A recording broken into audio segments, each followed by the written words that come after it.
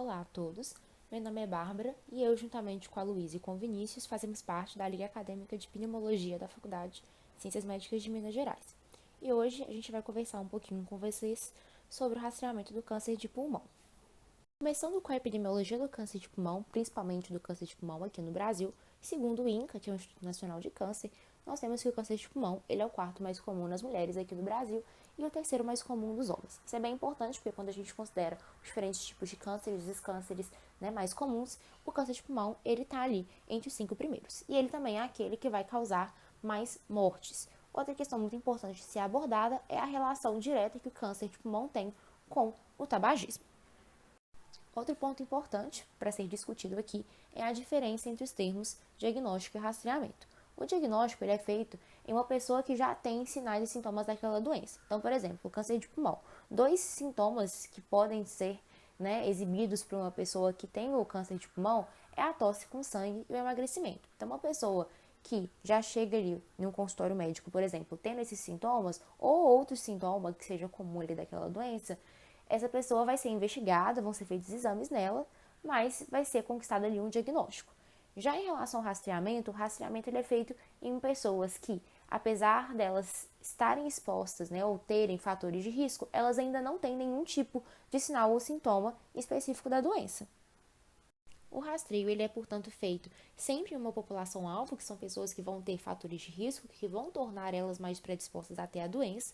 Vai estar relacionado também com o melhor prognóstico da doença, justamente porque permite a identificação dessa doença quando ela ainda está em fases muito iniciais, não está causando ali sinais ou sintomas, e também vai estar relacionado com uma redução da taxa de mortalidade.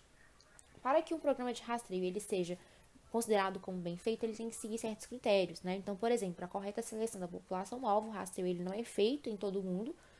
Também, programas de garantia de qualidade do processo de rastreio e qualificação dos profissionais que atuam no rastreamento, já que são esses profissionais que vão realizar os exames e também interpretar esses exames. Falando então sobre os principais fatores de risco para o desenvolvimento do câncer de pulmão, nós temos, em primeiro lugar, o tabagismo, seja ele ativo ou passivo. Depois a gente vai ter também a relação com a exposição a agentes ocupacionais, então, por exemplo, substâncias que a gente vai ter exposição durante um período de trabalho, como o asbesto, o arsênio e outros, Fatores genéticos, a história familiar, ela é bem importante aqui também, a exposição à poluição do ar e também infecções pulmonares de repetição. Então, no final das contas, quem é que deve passar pelo rastreamento para o câncer de pulmão? Todos os adultos de 50 a 30 anos de idade com história de tabagismo de 20 anos maço que atualmente fumam ou que pararam de fumar nos últimos 15 anos.